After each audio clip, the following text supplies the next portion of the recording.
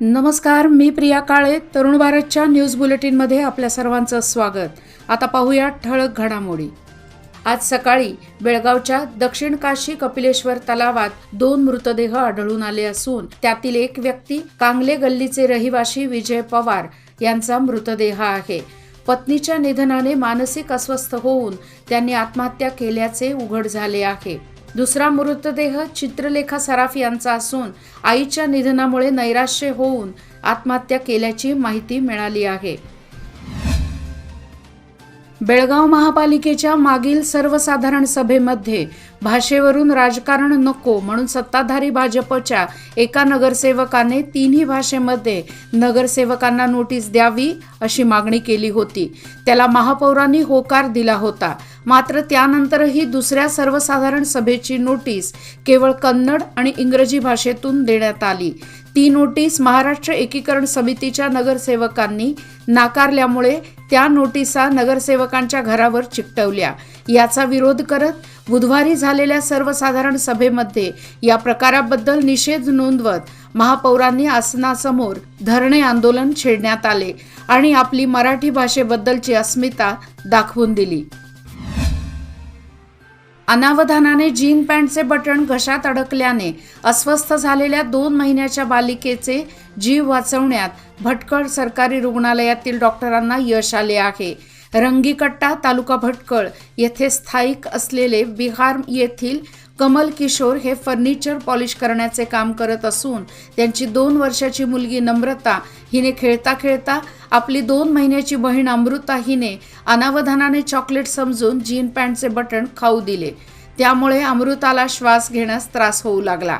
तातडीने तिला उपचारासाठी भटकळ येथील सरकारी इस्पितळात दाखल करण्यात आले. येथील ENT स्पेशालिस्ट डॉक्टर सतीश यांनी बालिकेवर यशस्वी शस्त्रक्रिया करून त्या तान्हुलीचा जीव वाचवला. डॉक्टर सतीश यांना पवित्रा, सुमित्रा व श्रेया या परिचारिकांचे सहकार्य लाभले आहे.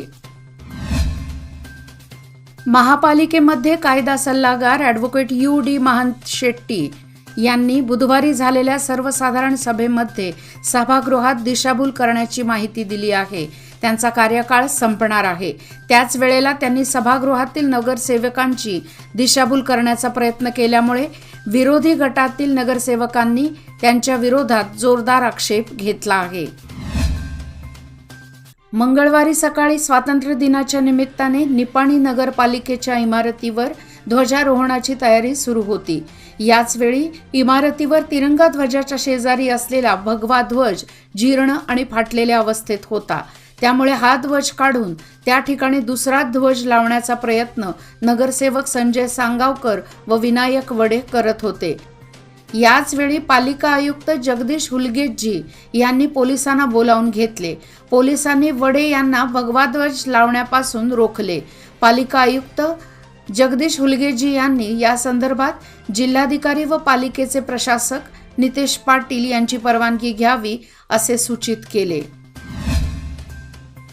स्वातंत्र्योत्सव साजरा करण्यासाठी शाळेकडे निघालेल्या शिक्षकाचा अपघाती मृत्यू झाल्याची घटना मंगळवारी सकाळी कुमठा पोलीस ठाण्याच्या हद्दीत घडली. गोपाल पटगार वय वर्ष 50 असे मृत शिक्षकाचे नाव आहे. या घटनेबद्दल समजलेली अधिक माहिती अशी: कुमठा तालुक्यातील हेगडे येथील रहिवासी गोपाल पटगार गुड्डे अंगडी येथील शाळेत सेवा बजावत होते.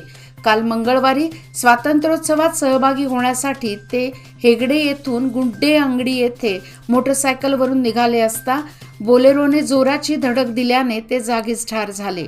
कुमठा पोलीस अधिक तपास करीत आहेत.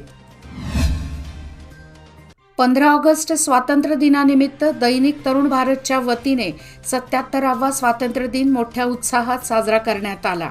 दैनिक तरुण भारतच्या हिंडलगा येथील कार्यालयात आयोजित कार्यक्रमात प्रारंभी तरुण भारतचे लेखा विभाग कर्मचारी अरुण दैवज्ञ यांच्या हस्ते ध्वजारोहण करण्यात आले.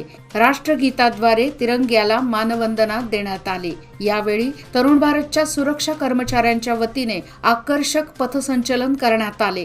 अरुण दैवज्ञ यांचे तरुण भारत संचालक रोमा ठाकूर, प्रमुख संपादक जयवंत मंत्री, CMO उदय खाडीलकर, प्रशासन अधिकारी गिरीधर रविशंकर यांच्या हस्ते शाल व श्रीफळ देऊन सत्कार करण्यात आला। या प्रसंगी तरुण भारतचे कर्मचारी उपस्थित होते। शहरातील शिवाजीनगर येथील उद्यानाला जिजाऊ माता उद्यान असे नामकरण करण्याचे ठरवण्यात आले। याचबरोबर राष्ट्रीय महामार्गाला लागून असलेल्या सर्व्हिस रस्ता ते बॉक्साईट रोड या सर्कलला महर्षी वाल्मिकी सर्कल असे नाव देण्याचे महानगरपालिकेच्या सभागृहात ठराव करण्यात आला आहे। या ठरावाला सत्ताधारी तसेच विरोधी गटाच्या सर्व नगरसेवकांनी सहमती दर्शवल्याने बहुमताने हा ठराव पास झाला आहे। टिळकवाडी येथील पहिले रेल्वे गेट येथे रस्त्याच्या मधोमध लावण्यात आलेले बॅरिकेड्स टिळकवाडीतील नागरिकांना गैरसोयीचे ठरत आहेत। शालेय विद्यार्थी, नागरिक, वाहन चालक यांना बॅरिकेड्स लावल्यामुळे वळसा घालून टिळकवाडीच्या एका भागातून दुसऱ्या भागात जावे लागते। त्यामुळे हे बॅरिकेड्स काढावेत या मागणीचे विधानसभा परिषद सदस्य चंद्रराज हट्टीहोळी यांना निवेदन देण्यात आले। नैऋत्य रेल्वेच्या वतीने हुबळी येथे 77वा स्वातंत्र्य दिन साजरा करण्यात आला। नैऋत्य रेल्वेचे सरव्यवस्थापक संजीव किशोर यांच्या हस्ते ध्वजारोहण करण्यात आले। मागील 3 वर्षात नैऋत्य रेल्वेने 200 किलोमीटर नवीन लोहमार्ग व विद्युतीकरणाचे काम केले असल्याची माहिती त्यांनी या कार्यक्रमादरम्यान दिली। अरिहंत हॉस्पिटलमध्ये 77वा स्वातंत्र्य दिन साजरा करण्यात आला। उद्योजक अविनाश पोतदार यांच्या हस्ते ध्वजारोहण करण्यात आले। यावेळी डॉक्टर MD दीक्षित, अभयंता बकुळ जोशी यांची प्रमुख उपस्थिती होती। स्वातंत्र्य दिनाचे औचित्य साधून रुग्णांना फळांचे वाटप करण्यात आले। आझाद गल्ली येथील महिला व युवक मंडळाने अनोख्या पद्धतीने स्वातंत्र्य दिन साजरा केला। भारतातील 22 राज्यांमधील वेशभूषा परिधान करत महिलांनी विविधतेत एकतेचे दर्शन घडवले। हिंदू मुस्लिम समाजाने एकत्रित येऊन मोठ्या उत्साहात स्वातंत्र्य दिन साजरा केला। गुंजी परिसरात पट्टेरी वाघाचे दर्शन झाल्याने शेतकऱ्यात घबराटीचे वातावरण पसरले आहे। सध्या या परिसरात जंगली प्राण्यांकडून भात शेतीचे नुकसान केले जात आहे। त्यामुळे अनेक शेतकरी रात्रीच्या वेळी शेत राखण्यास जात आहेत। मंगळवारी रात्री 10च्या सुमारास गुंजीतील एक शेतकरी शेत राखण्यास गेला असता त्या शेतकऱ्याला बॅटरीचा प्रकाश झोतात त्याच्या झोपडीजवळ पट्टेरी वाघ उभा असल्याचे निदर्शनास आले। लागलीच त्यांनी शेजारील शेतकऱ्याला याची माहिती देऊन बोलावून घेतले, मात्र इतक्यात तो वाघ जंगलात निघून गेला। नामदेव दैवकी समाजाच्या वतीने 77वा स्वातंत्र्य दिन साजरा करण्यात आला। अध्यक्ष अजित कोकणे यांच्या हस्ते ध्वजारोहण करण्यात आले। त्यानंतर राष्ट्रगीताद्वारे मानवंदना देण्यात आली। शुभांगी खटावकर आणि निधिरा उंडाळे यांची देशभक्तीपर भाषणेही झाली।